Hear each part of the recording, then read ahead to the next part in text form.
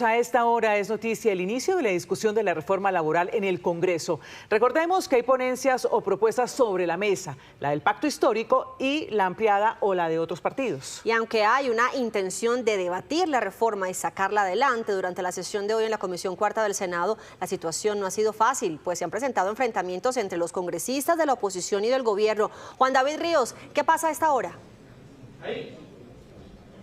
Catalina, Ana Milena, muy buenas tardes. Mire, se acaba de hundir una de esas alternativas, una de esas ponencias que presentó la senadora Aída Bella del Pacto Histórico con 12 votos que pedían la negación de esta ponencia alternativa contra la senadora Aída Bella. Se acaba entonces de hundir esta ponencia que presenta el Pacto Histórico y ahora continúa la ponencia mayoritaria que en este momento se está empezando a discutir. Han sido horas de tensión, ha sido horas en donde hay congresistas que no pertenecen a la comisión que han tenido el uso de la palabra 4 minutos para poder hablar sobre la ponencia alternativa de la senadora Aída Bella, y esto ha generado por supuesto también tensión entre los congresistas por comentarios que se han dado de un lado y de otro. Escuchemos lo que decía la senadora Aída Bella sobre el propósito de su ponencia y también al ministro de Trabajo Antonio Sanguino.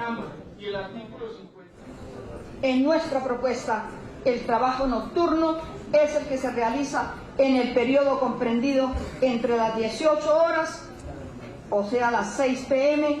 y las 6 horas del día siguiente. Aquí no pueden haber unos trabajadores de primera, de segunda y de tercera. Aquí hay trabajadores, y entonces vamos a mirar por qué también traemos cómo recuperamos un derecho que teníamos.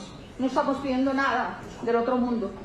Era lo que teníamos los trabajadores. El contrato laboral de los aprendices del SENA, la jornada laboral, los recargos por dominicales y festivos y otros asuntos que trae esta reforma laboral, estimado senador, venían del Código Sustantivo del Trabajo, que tiene sus orígenes en la legislación laboral de Alfonso López Pumarejo y luego con las contribuciones de un conservador como Mariano Ospina y incluso del abuelo de la senadora Paloma Valencia, fíjese usted, el expresidente Guillermo León Valencia.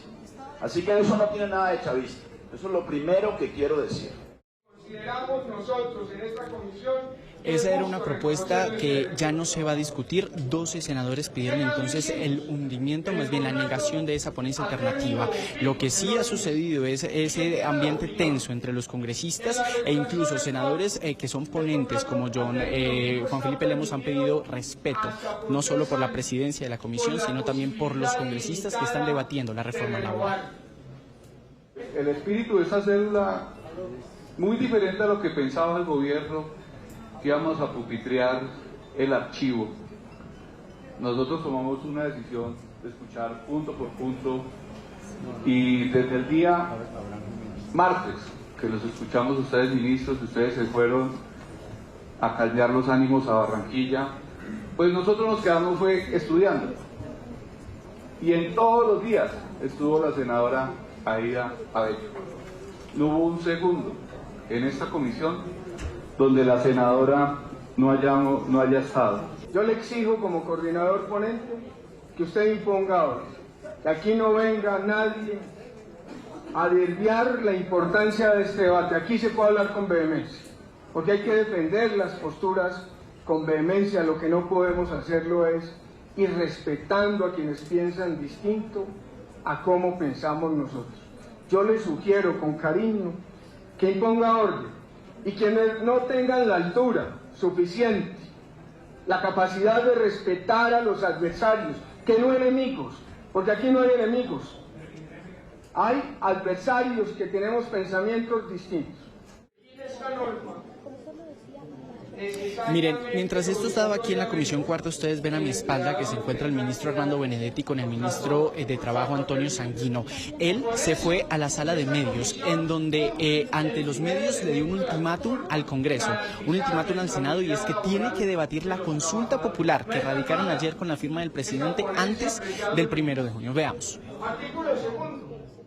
El gobierno, si el Senado no se pronuncia de aquí al 1 de junio, convocará a elecciones, convocará la consulta popular para lo que tiene que ver con las 12 preguntas que tienen que ver con la reforma laboral. En la ley quinta, en el artículo 125, se dice que todo lo que vaya a ser votado tiene que leerse y tiene que haber una proposición para saber qué fue lo que se votó. En este caso la proposición tenía que ver con el sí o no concepto favorable y no se leyó la proposición de que se hablaba del objeto de lo que se iba a votar. Luego el Senado no se pronunció. Son 5 días que tendría entonces el Senado de la República, según el ministro Armando Benedetti, para que se tome una decisión a lo que es la consulta popular, mientras que aquí, en la Comisión Cuarta, están adelantando lo más rápido posible poder pasar su tercer debate. Hasta el 30 de mayo mencionan algunos que se pueda aprobar esta reforma laboral en la Comisión Cuarta del Senado de la República. Sí, Juan David, pero entonces usted nos acaba de informar que se hunde la ponencia del pacto histórico. Sin embargo, vamos a revisar esos planteamientos de las dos propuestas, tener ese comparativo en cuanto al recargo nocturno, dominicales y festivos y también el contrato de aprendizaje para estudiantes del SENA. Revisamos entonces, de una parte, la ponencia del pacto histórico propone que el trabajo diurno sería de 6 de la mañana a 6 de la tarde y el nocturno sería de 6 de la tarde a 6 de la mañana. La ponencia de otros partidos proponía hasta este momento que el trabajo diurno sea de 6 de la mañana a 7 de la noche y el nocturno de 7 de la noche a 6 de la mañana. Pero hay una diferencia para las MIPYMES y es que el trabajo diurno sea de 6 de la mañana a 9 de la noche y el nocturno de 9 de la noche a 6 de la mañana. Ahora vamos a revisar los dominicales y los festivos.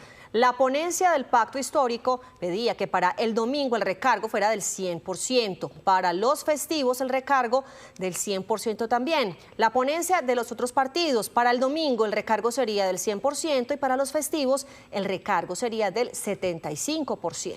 Ahora, en cuanto a contrato término fijo, la ponencia del pacto histórico proponía que no superara los 2 años y la ponencia de otros partidos que no supere los 5 años. Ahora veamos las propuestas para los contratos de aprendizaje. La ponencia del pacto histórico indicaba una etapa lectiva del 60% del salario mínimo y una etapa práctica de un salario mínimo. Y en cuanto a la monetización de la cuota de aprendizaje, 2 salarios mínimos. La ponencia de otros partidos, la etapa lectiva del 75% del salario mínimo y la etapa práctica, un salario mínimo. La monetización de cuota de aprendizaje, un salario mínimo y medio.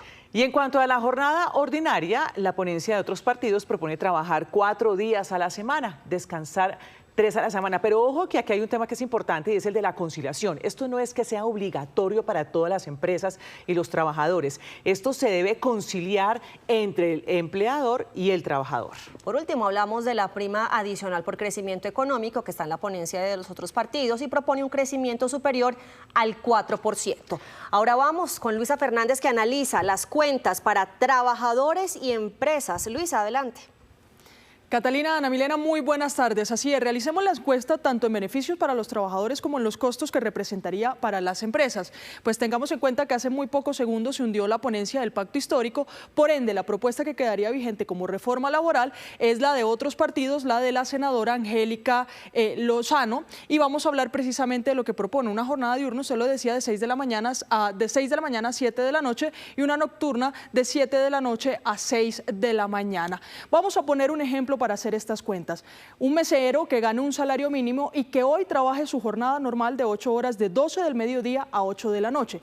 A ese trabajador actualmente no se le paga ninguna de sus horas laboradas como jornada nocturna, que esto representa un valor adicional a lo que vale una hora en una jornada diurna tradicional. Hoy la jornada nocturna inicia desde las 9 de la noche, por eso ese trabajador no tiene horas contadas dentro de la jornada nocturna.